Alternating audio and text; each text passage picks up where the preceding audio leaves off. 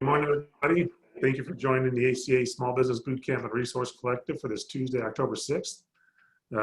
Glad to be here today with everybody. I want to start by thanking our community partners. We could not do this without them. This is a small sample of the 80+ community partners that have helped in the bootcamp series. As you all know, that the Small Business Bootcamp and Resource Collective is designed for businesses with 20 employees or less, but any business is more than welcome to join and participate because we have a lot of great content. And it's designed to help these businesses work through the COVID crisis and return and grow stronger than ever. It is a statewide initiative supported by all of our community partners.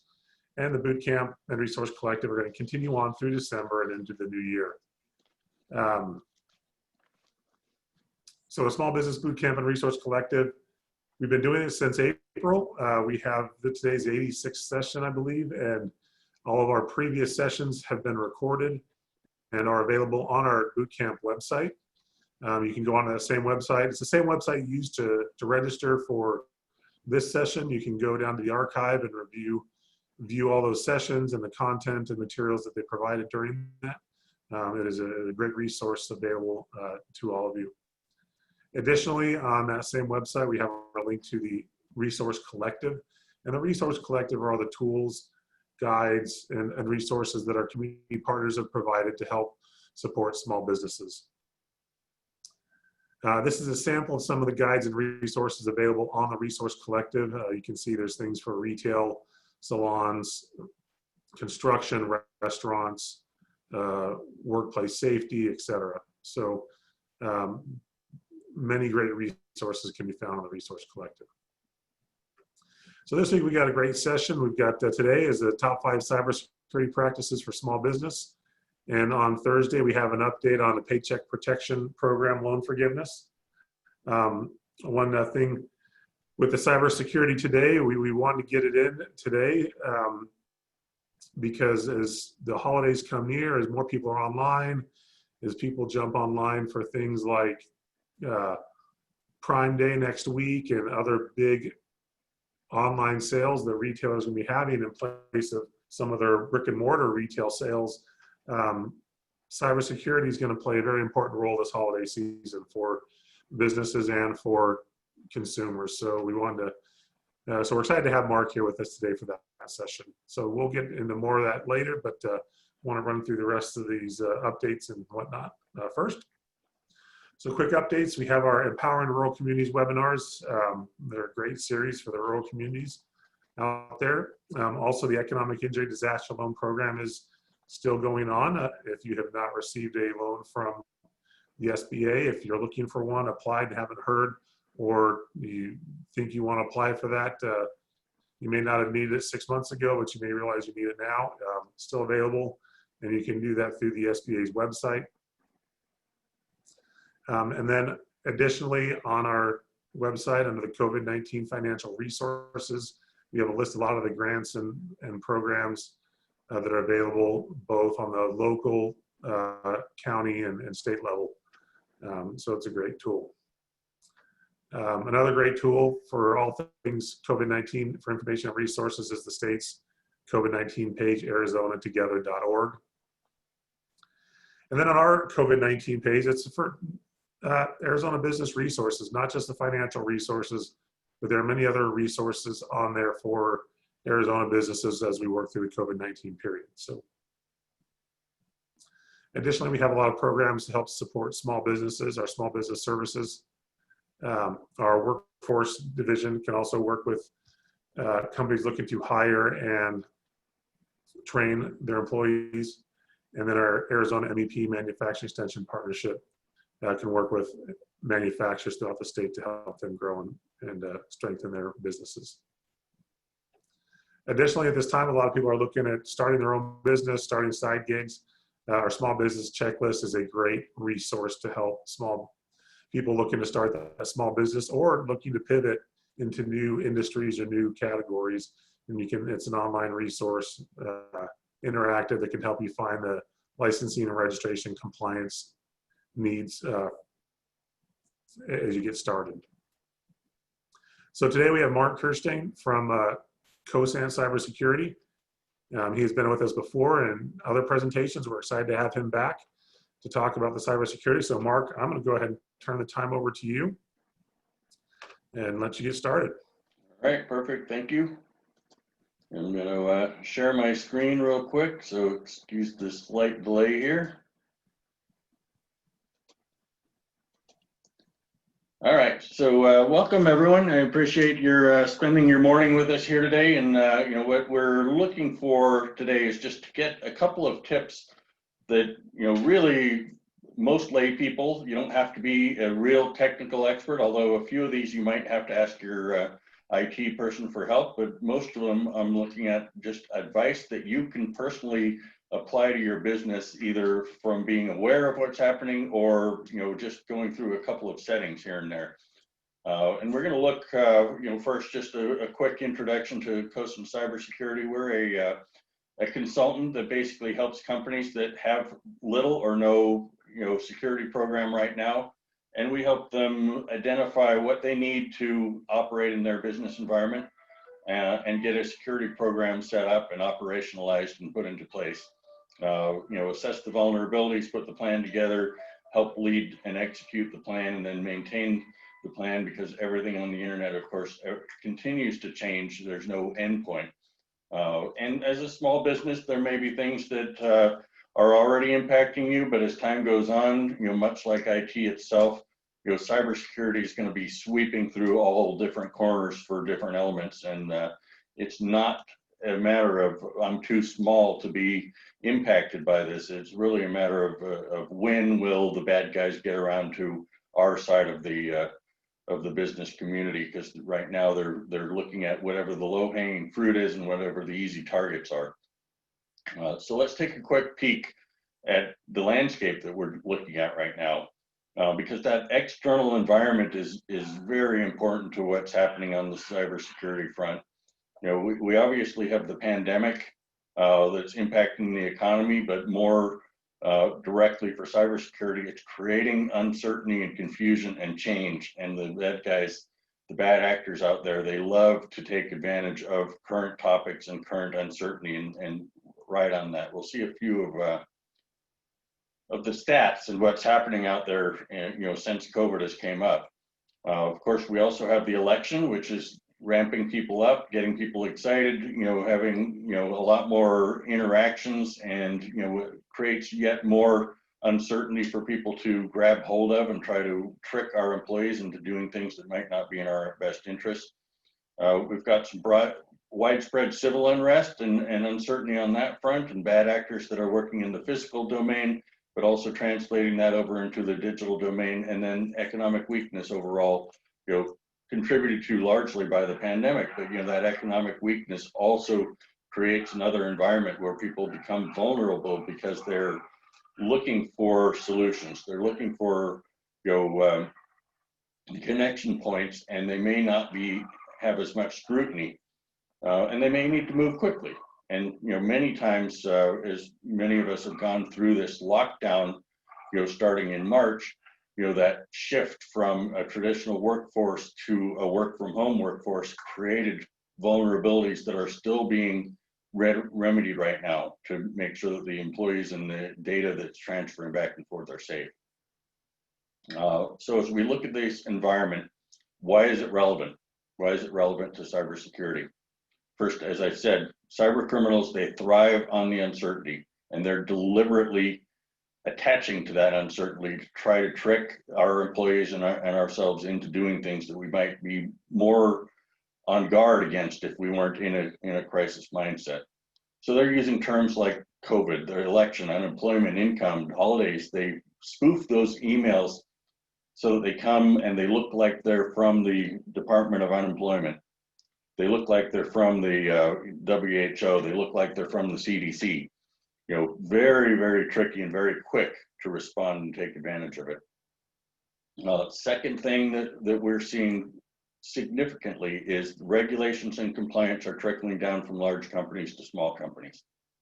So the largest of the companies, enterprises, you know, companies that are in a regulated environment like healthcare with personal health information, or social media with privacy information, financial information with PCI, all of those companies, as they develop their own program to protect themselves, typically will have a vendor management program.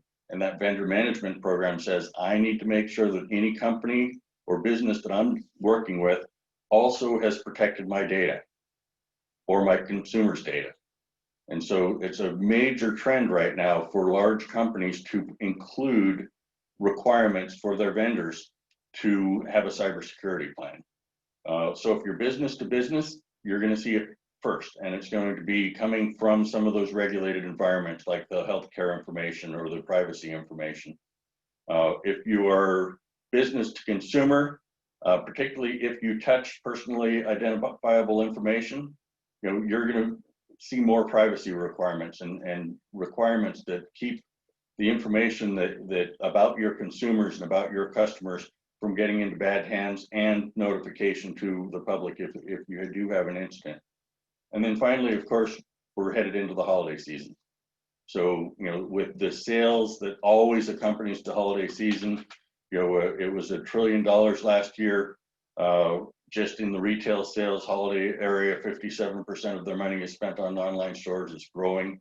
All of those create even more cash moving back and forth, more opportunity for some bad actor to take advantage of the situation.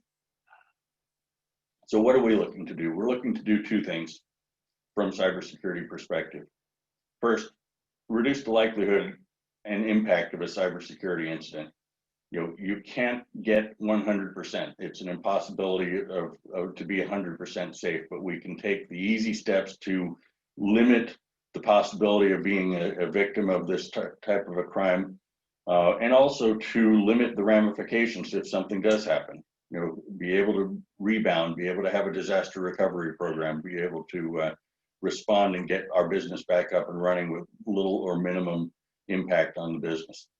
And unexpectedly, particularly in the environment that I talked about before, where companies are requiring cybersecurity amongst their vendors, cybersecurity program, keeping your customers' data secure and being concerned about your customers and being concerned about the data that flows is increasingly becoming a differentiation that companies that have gone through the process are, making sure that their clients are aware of it. Because in all things being equal, if one company is going to take care of you and make sure that you're safe and that you're not vulnerable, and another one is just going to be running business as usual, we're going to see more and more of that differentiation shifting towards companies that care about their customers' data and care about the security and safety of the employees and the stakeholders across the board. And also don't want to get their revenue slowed down by having to respond to some of these questionnaires and having to respond to some of these requirements and not having those things in place already. So let's take a look. There's all kinds of surveys. People do these type of surveys all over the board to try to estimate how big of an impact. It's usually a bigger impact than people would anticipate. The average with one of these surveys was about $500,000 for 100 to 1,000 employees. And we've got some tools I'll show you in a moment that will kind of narrow that down a little bit. But where's that cost coming from? What's it going to cost? And Cosant, our my company that helps companies remediate these things, our motto is it's about your risk and reputation and not about your technology. Because really the big impact, if there is a cybersecurity incident, is we're often required to report that to our customers or to the regulatory authorities, and the reputation of our company starts to diminish because we didn't protect the data of our customers. And that can result in some instantaneous or very quick response. One of the clients that we're working right now is a law firm. And they didn't actually have an incident. They were proactive or are being proactive at putting together a program to protect their customer data and make sure that the litigation data of their customers is never exposed to the bad actors or undermines them. But what they did respond to was one of their competitors having a breach, in a major public breach where the reputation of this firm was flaunted in the public domain as a bad sign, and they of course lost the client whose data was compromised.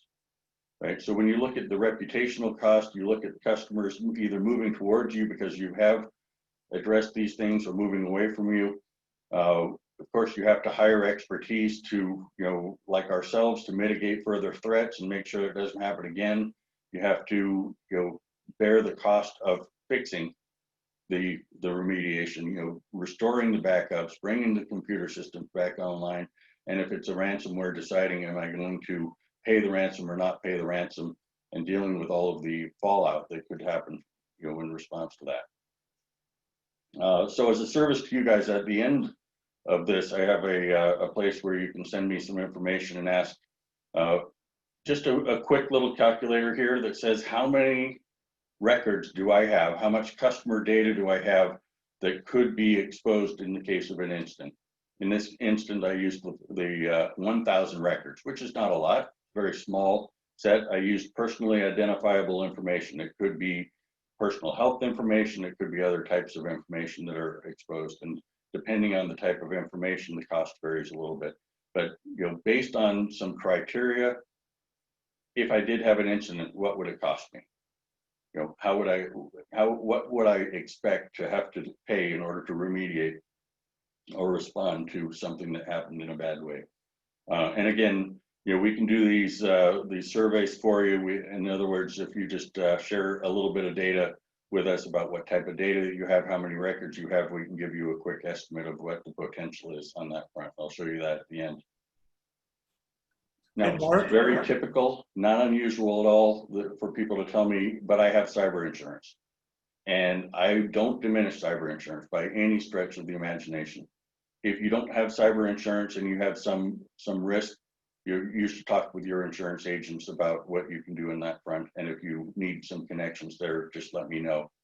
We know many folks who are in this industry, and more insurance agents are including cyber insurance as part of their mix. But there's a gap. There's a big gap. Most cyber insurance policies exclude social engineering attacks. So, yes, you have to, if your technology is hacked and they go through the technology and get access, you'll be covered. There are certain elements of cybersecurity will be covered, but if it's a social engineering attack, then you're not necessarily covered in the case of cyber insurance. And unfortunately, most attacks are social engineering. Most of the attacks that are happening are based on fooling our employees or fooling us, in some instances, the business managers, into doing the wrong things. So phishing is the one that we're most common and most familiar with. We'll talk about some very simple ways of avoiding some phishing attacks. They're now increasingly using mobile. So smishing is a new term that refers to text messaging and other ways of trying to trick you into giving you over your credentials or your bad information. And of course, fraud is another incidence of social engineering.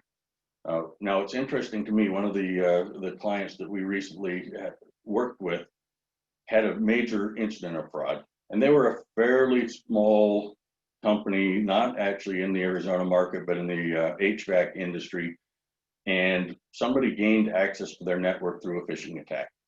Now, normally you think of, they gained access to a phishing attack, I'm going to get a ransomware demand. They're going to lock down my system, encrypt my data, and ask for $50,000 or $20,000 in order to unlock it. And then you respond to that by asking some experts, trying to figure out, do I have the backups? How vulnerable am I? What am I going to have to do to deal with this ransomware attack? In this instance, they didn't do a ransomware attack. They redirected emails, they created fake email accounts, they moved things around to the point of impersonating the CEO and having conversations via email between the CEO and the other C-level executives at the firm, and creating almost an Ocean's 11 type exercise of we're moving towards an acquisition or a partnership with this overseas firm. We're going to have to send them some money. The first wire, I believe, was somewhere around $50,000. The second wire was $150,000. The third wire was about $200,000, all in about $500,000 before the red flag started to go off and say, oh my God, we've just sent money irretrievably over to the bad guys.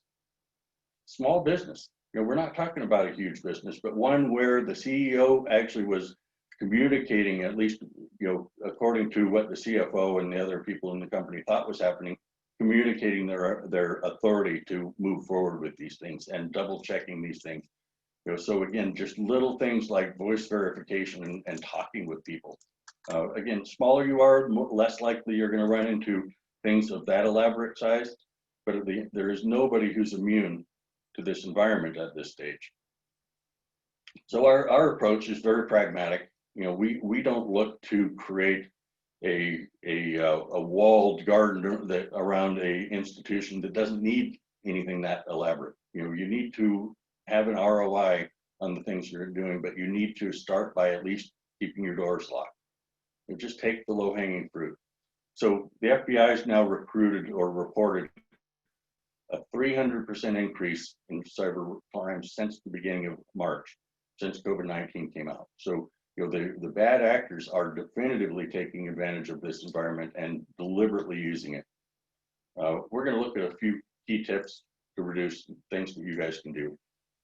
So first step when we're looking at these is identify your vulnerabilities. Figure out, where am I vulnerable? There's typically about 5 fronts, if you will, that we need to look at to consider our vulnerabilities and understand what we can do to try to remediate some of these vulnerabilities. Always remember, it's not technology, right? Only about 5% of the vulnerabilities are created by the underlying technology. 95% of it is people. And that means that many of the solutions, many of the things that we need to do to try to keep the doors locked or to minimize the risk involve creating policies, involve training our employees, and involve taking a security program and operationalizing it into the way that we do business on a regular basis, rather than having it be shelfware, which is a temptation if we're trying to conserve or minimize our investment. So the fronts that we're looking at is ransomware, of course. Often the result of phishing is a ransomware attack. Attacks on your employees, that's the social engineering front. People who are deliberately either spear phishing to hit a particular individual directly, or more broadly, just hoping that somebody jumps into the net. Securing your website, making sure that the website doesn't have any vulnerabilities that gives people access to either bring you down or to get access to your network through the website. And of course, securing the bank account and the funds transfers and making sure that we're not vulnerable to the type of fraud that I was referring to before. So again, we're trying to reduce risk. We just want to reduce the risk. Like anything, we can't eliminate risk entirely. It's impossible to live in a risk-free world. So when we look at reducing risk, we want to minimize the risk itself. We want to make conscious decisions as to which risks we're willing to accept and which ones we're not. What is our risk tolerance, right? Because there are some things that we go, okay, there's a risk out there, but I can live with the consequences if it were to happen, and the cost of maneuvering around it is too high. We can also transfer our risk to somebody else. Now, the transfer of risk, the most obvious one is cyber insurance, right? I don't necessarily minimize my risk, but I am now transferring my risk in exchange for a fee that I pay to try to take that. And I can avoid risk by just staying out of the lane, if you will, where the risks are highest. All of which is part of analyzing and understanding what's the likelihood of occurrence of a given attack, and what's the impact if an attack happens, if that particular attack happens. That's what gives me a measure of my risk. If the likelihood is high and the impact is low, I may not have a huge amount of risk. If the likelihood is high and the impact is high, then it's something I should probably pay attention to. And we're all running businesses, right? So we need to be conscious of the expense. We need to be conscious of the investment involved. So what is the return on my investment for security? And that's also fairly simple calculation. What's the impact of an occurrence? How much would it cost me if it happened? And what is the cost to remediate? The lower the cost to remediate, better return I have. If I have a very cost-free, low cost to try to, offset some of these, I've got a very, very high, opportunity to reduce my risk without spending a lot of investment money to accomplish that. So let's take a couple looks at things that we can do on these fronts. And as I walk through these, sometimes it's a little bit difficult to not get into some of the technical jargon, some of the acronyms, some of the things. I do my best to try to talk at a layman's level, and partly because I'm really more of a business person than a cybersecurity person. I have been working in this field for quite some time, and my CEO is an expert on all of the acronyms and all of the technical details down to the implementation level. I look at it as, you guys, the business community, you understand your business forwards and backwards. You don't need to understand cybersecurity forwards and backwards. You need to think of it as a business and make decisions that are going to minimize that risk with the acceptable cost. So I'm at the same level, but I'll try to explain any terms that I use and try to keep it non-technical as much as possible. Your biggest threat in any type of a cybersecurity incident is typically losing access to the data that you have. So we want to make sure that we can restore that data. Doing backups is now pretty common. If you're working with an IT company, particularly if it's a managed service provider, they're probably doing backups, but you want to make sure that those backups are done on a regular basis and can be restored with minimal effort. And second one, very low-hanging fruit, very easy to accomplish. Turn on multi-factor authentication on as many of your systems as you can. Multi-factor authentication is simply that second pass that says if somebody logs in from a machine that I haven't seen before, or if something is different than what it's been before, instead of a simple login and password, I'm going to also send a text message out and with a code, and there's going to be a second channel in order to authenticate the person that's becoming involved. Most of the software and tools that you're using probably have multi-factor authentication built into their software. You just need to turn it on, or you need to contact your IT person and make sure that those are turned on. Does it slow things down a little bit periodically? Of course.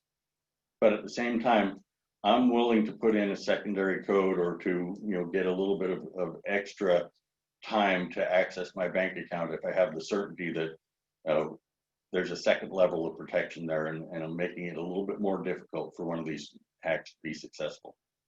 So down at the bottom, we've got a couple more not complicated, but specific tools, authenticators for Salesforce, for Microsoft, for cloud storage. These are simply multi-factor authentication tools that are readily available. You may already have access to them.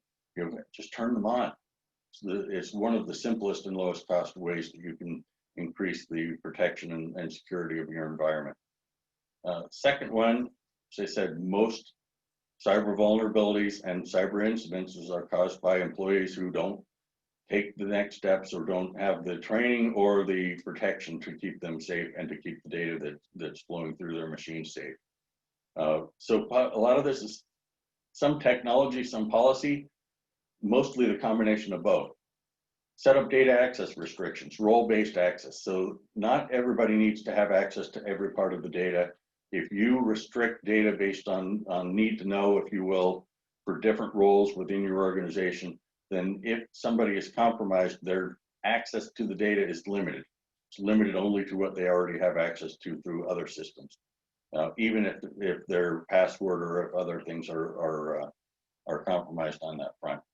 Use a password manager. A lot of people don't use the password managers, but they're readily available. They're very effective. LastPass, there's other examples of them. Once you start to get used to them, you can use better passwords and more secure passwords and not have to make up, passwords that are used on multiple devices or multiple machines or multiple instances that make it that much easier to guess or compromise one system and translate that compromise over to other systems. Various blockers, if you will, of domain name systems, the ad blockers, the antivirus. These are simple software programs that will help keep the bad guys from contacting your employees as readily or as easily as the other might be able to, and make sure that you update your software.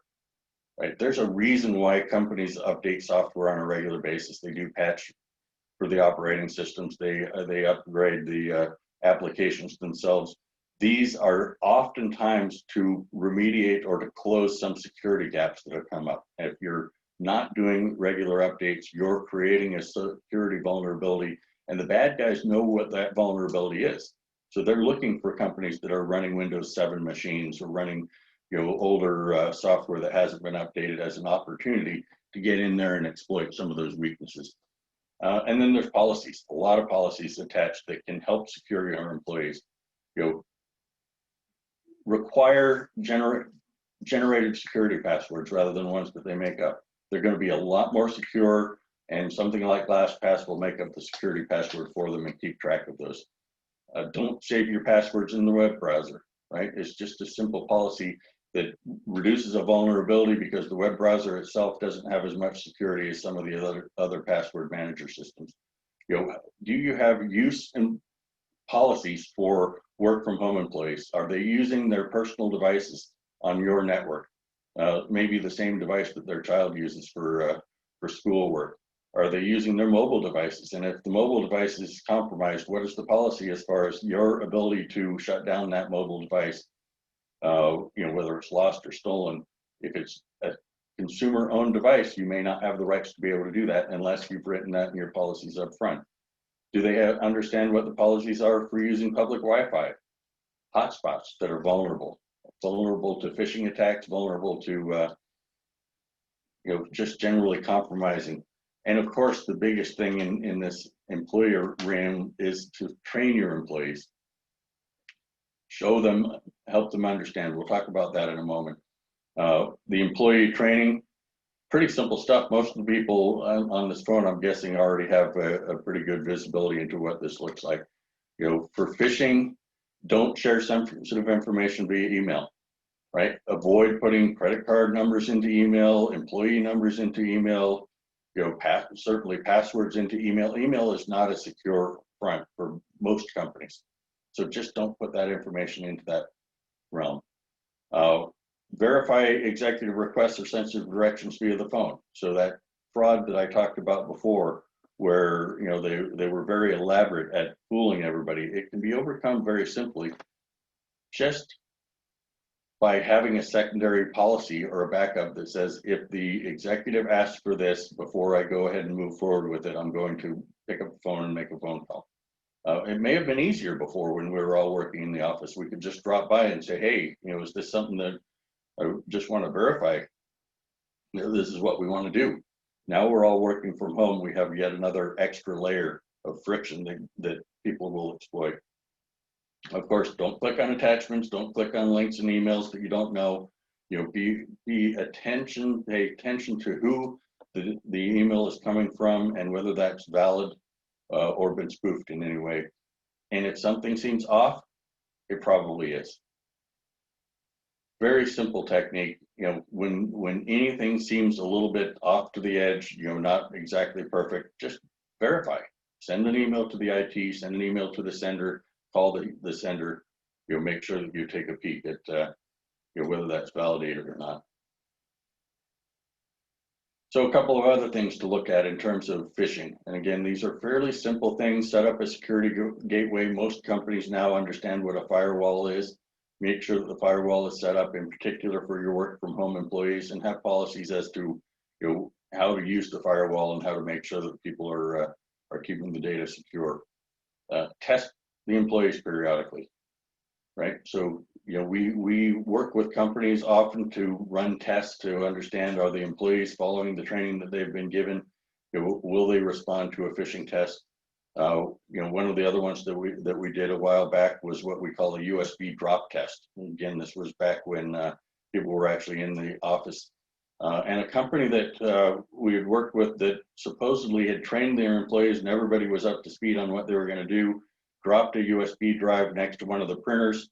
The USB drive ended up getting plugged into 5 machines before somebody had the bells off in their head that said, maybe I'm not supposed to plug these USB drives into these machines and allow the potentially bad software that's going to open up a vulnerability. And a little one of these technical terms or technical terms, DMARC, set up DMARC on your email server. and your website. Simply email authentication that proves you are who you say you are. If you set up email DMARC, then you're going to have a better possibility of understanding that that email hasn't been fraudulently taken over or is hiding something underneath it. So simple setting, and it may not be something that you're going to do yourself, but ask your IT person to set up DMARC, get those policies in place. Another little advantage of setting up DMARC, when you do, your email marketing program will work more effectively, because when DMARC is set up, the companies that are receiving emails from you are going to have more confidence that those emails are legitimate. So your click-through rates and open rates go up when you do some of these security techniques. Look at securing your website. Now, a lot of these particular ones, this one was the hardest one that I looked at and said, how do I make this, just layman, something that you can do yourself or do directly.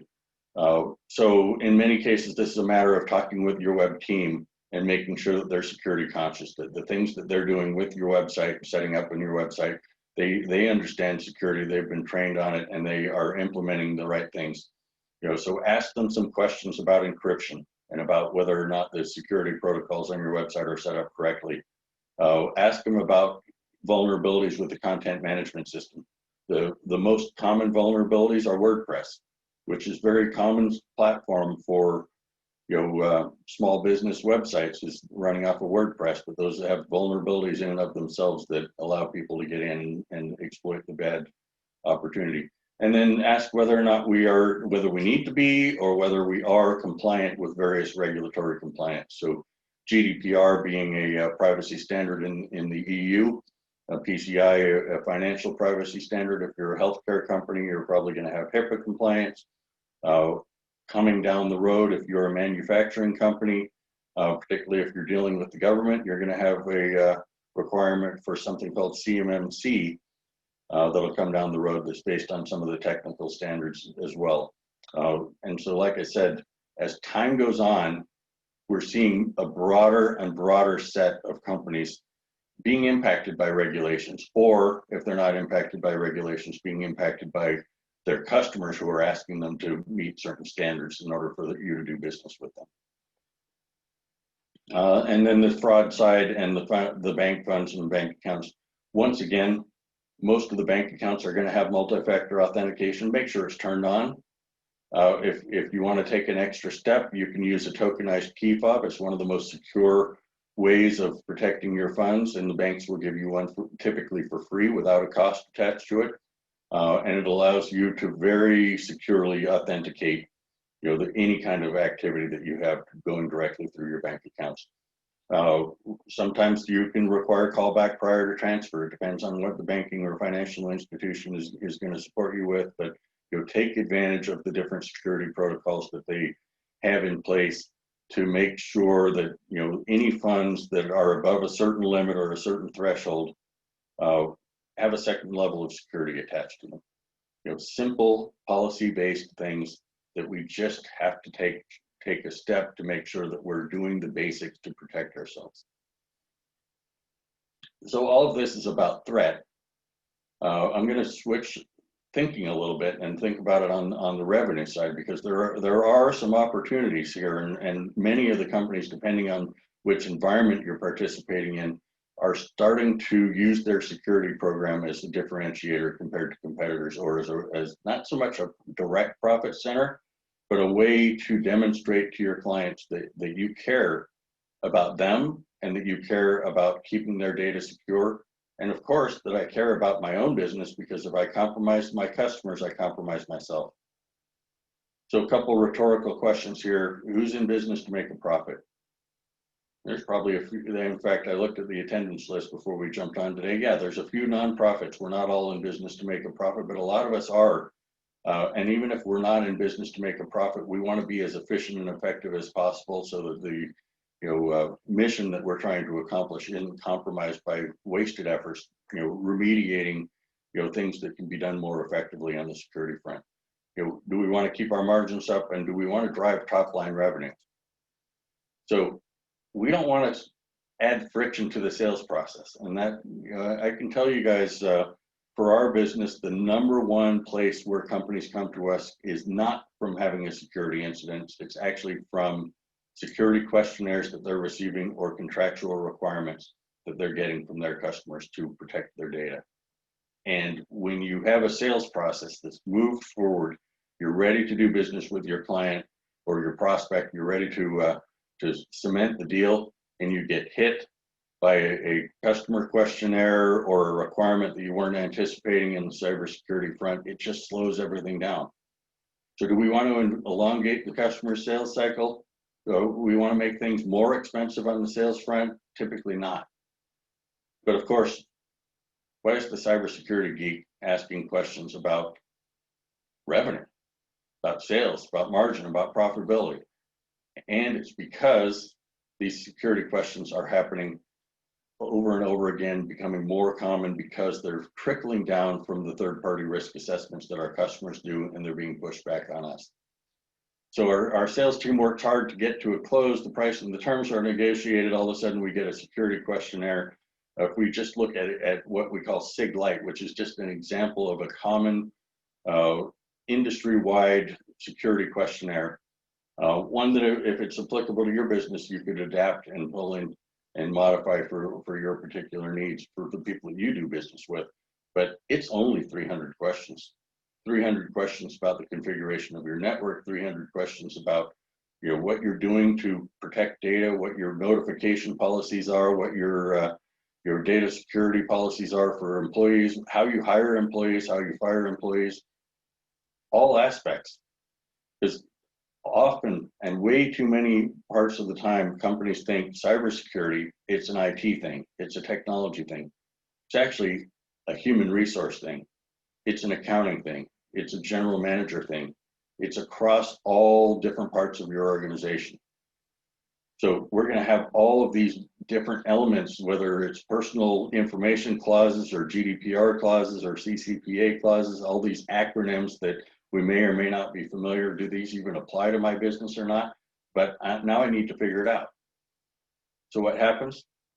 Salesperson gets this request, has to deal with it. They send it to the IT team and say, hey, I've got this cybersecurity request. It's a contractual requirement to bring this this contract across and to move to the finish line. And the IT team says, great, I can do like 5 of these, but you got to go to human resources for the employee policies. You got to go to legal for our notification policies. You might have to go to an outsourced partner like your IT firm to validate some of the other information. And before long, the sales team is now herding cats. Sales team is the one who's typically running these, and it doesn't have to happen this way if we just look at our business a little bit more holistically. So we want to reduce friction. We don't want to have the impact of slowing down the sale, of getting inefficiency in the sales process, reducing revenue, increasing costs, and frustrating the entire process as we go about monitoring through this. So what do we do about it? And once again, my mindset and my approach as we prepared for our discussion today on cybersecurity was to push as many things out to you guys that you can do yourself, not have to invest. If you do need to invest, do the things that make sense for your business that have a good return on investment. We can help with some of them, but a lot of them you can do yourself. First off, if you have seen these questionnaires or you're starting to see these questionnaires, create a policy and a process around them. Centralize your response to the questionnaires. Typically, depending on the size of the business, you're going to centralize that in your sales operations team or perhaps your accounting team, so that the sales team isn't the one chasing it down, and so that the system itself becomes more scalable because you now have the results of the last one you did to apply to the next one that you did, and you don't have to reinvent this process in the system each time that happens. Keep a list or a library of security questions and responses and categorize them. Again, a lot of people do this just in a spreadsheet. It can be accomplished using a spreadsheet. It's not as efficient as some other ways, but these are things that you can do yourself so that once you've had 1 or 2 questionnaires, you don't have to slow down the cycle and you can get more and more efficient as time goes on. And there are software programs and ones that we work with that you can automate the questionnaire response with software that keeps track of the past questions, applies them to the next survey, makes it much more efficient because you can get 80 or 90% of the job accomplished via software and only have to worry about manually applying a couple of things. And we can help with those type of programs if that's something that is impacting you in any way. So the last thing we're going to take away, we're going to start to just kind of summarize a few of the things that we've talked about today.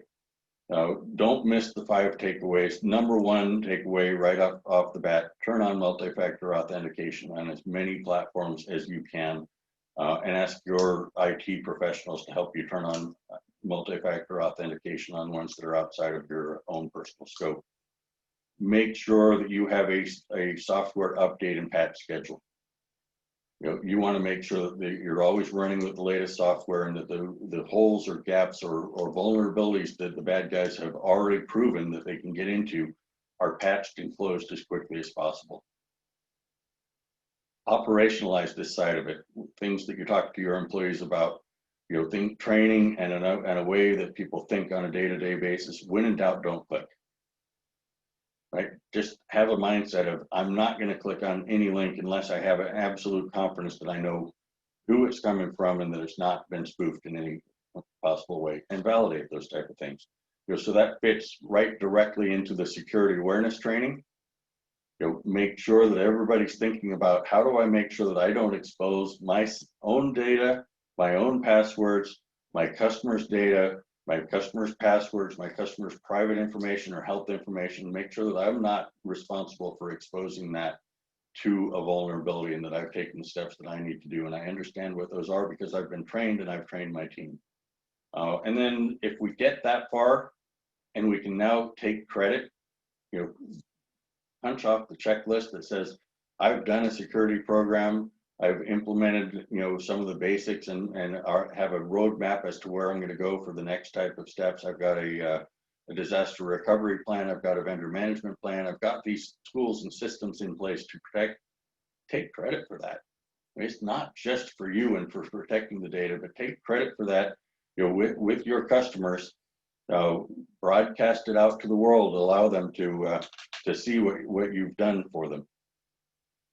And if you are in a situation where you've started to become proactive and you've started to have a security program that's more developed and mature than your competitors, now you have a differentiation that you can highlight with your customers and ask those customers, by the way, is security and privacy and protecting your data, is that important for the vendors that you choose to work with? Why am I asking them that? Because I know I have it. And I don't know whether my competitors have it or not. Now I'm going to put pressure on my competitors to respond to a question that they may not have prepared for. And before long, they're going to get the security questionnaire and have the inefficiency, and I'm going to be efficient and move forward with those type of things. All right, so one more slide here, which is a takeaway or offer to you guys. Oops. 2 things. One, I showed you one before, top line cost of incidents. If you simply text me at my phone number here, your name, your email address, the number of customer records, the data type, none of this is particularly sensitive information, but I can give you a quick estimate running it through this online calculator as to scoping out what that risk looks like. And if you send your email address that you would like a dark web scan on, we can take a peek and see if the email address you sent has been compromised and whether that data around that email address is in the dark web and being basically stolen and sold in that. So check those credentials, whether they're in the light or in the dark. That only works for real email addresses, meaning not Gmail or Yahoo type of public email addresses. They have to be a known domain name, but we can check and do that for you guys as well. And so with that, I'm going to pause and allow any questions that you have. You got my contact information if you'd like a private discussion as well. But in the meantime, we've still got a little bit of time that we can address any questions that anybody might have. All right, hey Mark, that was a great presentation. We do have a couple questions. David asks, what is the definition of customer data?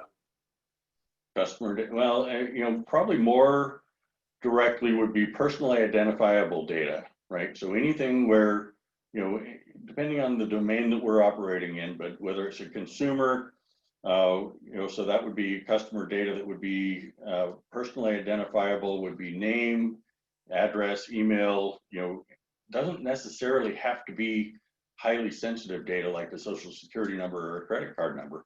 It's simply personally identifiable information, and it suddenly is in the realm of protection requirements from something like a social media site or CCPA or GDPR, which are privacy standards that protect that personally identifiable data. Related to that, is publicly available information considered customer data? Publicly available information, yeah, I suppose that you could make a claim if you were in an incident or had some vulnerability that it was already in the public domain. That information was already in the public domain, but that's a nuance that as somebody who has the vulnerability of having exposed it myself, I would prefer not to have to make that claim that the data is in the public domain already. We got a technical question in here, Mark, and this may require, you may have an answer for this, you may not. It says, can you please speak to some of the new federal regulations, NIST 800-171? Mm-hmm. Where can a small business start to deal with these requirements? Right. Yeah, and that NIST, National Institutes of Standard and Technology 800-171 is the primary framework for security, and it's not a audited security program. It's more of a compliance program where the company implements the steps to be compliant on 22 different fronts, I believe is the number, that they need to secure these different areas and be compliant to these different areas to protect their data and protect their customer data. The regulatory front, those are already required in many of the federal standards as far as procurement, NIST 800-171. But the big driver now is the more formalized version of that, CMMC. And boy, off the top of my head, I can't remember exactly the definition of the CMMC acronym, but it's just a secondary standard that, starting with the Department of Defense, is extending 800-171 to be a audited and compliant standard. So you would have to then prove, not just be compliant with it on your own word and by ability to demonstrate that to your customers, but you would actually have to prove it to an auditor, and the auditor would then certify that you're compliant with those standards. That standard is probably 12 to 18 months away before it starts to move, and there's 5 levels of compliance that are attached to it. Level 1 on that, if you do basically the things that we've talked about right here on this, you've already reached most of the level 1 requirements. Level 3 is more equivalent to the 800-171 standard that we were talking about before, where you have to be very deliberate about creating policies, creating processes, and being able to prove or validate that you've implemented these security programs. While the regulatory requirements from the Department of Defense are probably 18 months down the road, the primary contractors the primes are starting to put this into their contracts right now. And so to the question of how do I get help, there's obviously a lot of information in the internet that you can do a little bit of do-it-yourself work and try to implement that. But implementing those types of programs, NIST programs, CMMC programs, SOC 2 if you're a service provider, just another security program standard. Those are the type of things that we help our customers with, that we take them where they are right now and identify what they need to do and help lead and develop the programs and the plans that need to be in place in order to be compliant with those standards. Excellent. Thank you, Mark. One more question. I think we have time for one more. Are company emails such as me@mycompany.com any safer than using a generic email such as me@yahoo.com? Boy, I don't know if I know the answer to that. It largely depends on your company setup and whatever protocols that your IT company or the company that's hosting your email has put into place automatically, and to what degree that those are turned on. Generally, emails are not considered to be very safe. They run on the open internet. Anybody can intercept the email. You know, there are a few encryption technologies that are out there, but it's not widely used. So you really need to kind of assume that the contents of your email is somewhat in the public domain, and that you shouldn't put anything private or anything secure in it. And at the same time, you know, take the steps that you can to protect the credentials behind your emails to make sure that nobody else can get access to your email and then use your email to spoof others or to become either a phishing opportunity or just impersonate you for fraud. Excellent. So Mark, we got like a minute or two left. Would you like to share any closing thoughts as we start to wrap up? Yeah, I mean, I think the closing thoughts for me is, you know, take at least the basic steps of thinking about your own situation, your own business situation, and what you can do, you know, with limited cost to at least close the door or keep the door locked. Second would be, you know, if you want to have a chat, if you want to, you know, share your situation one-on-one, my contact information is here. It doesn't cost anything to have a phone call and just explore a little bit. If it's something a little bit more deliberate where you're already on a path to say, you know, over the course of 6 to 12 months, I want to become NIST 800-171 compliant, you know, we can help with those type of things as well. And it all starts with a conversation. All right, thank you, Mark. We appreciate your input on the cybersecurity. It's new territory for a lot of us, and we appreciate the simple steps you shared with us. That's it for today. Just want to remind everybody that Thursday we have our next session. We're going to talk about PPP loan forgiveness and where we're at now. Please join us for that session. Until then, have a great day, and we'll see you on Thursday morning. Thanks. Thanks, everyone. Bye-bye.